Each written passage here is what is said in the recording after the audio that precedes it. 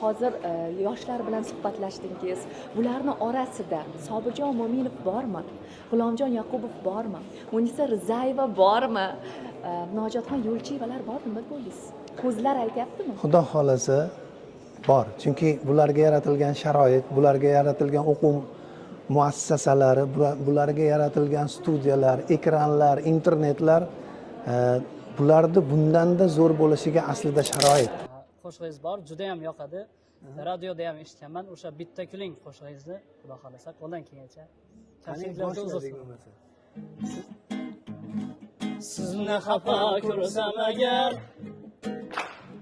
yuragim g'ash bo'lar biling. Sizni xafa ko'rsam agar yuragim g'ash bo'lar biling. Sizga tabassum yarashar. Bitta kuling, bitta kuling, bitta kuling, bitta kuling.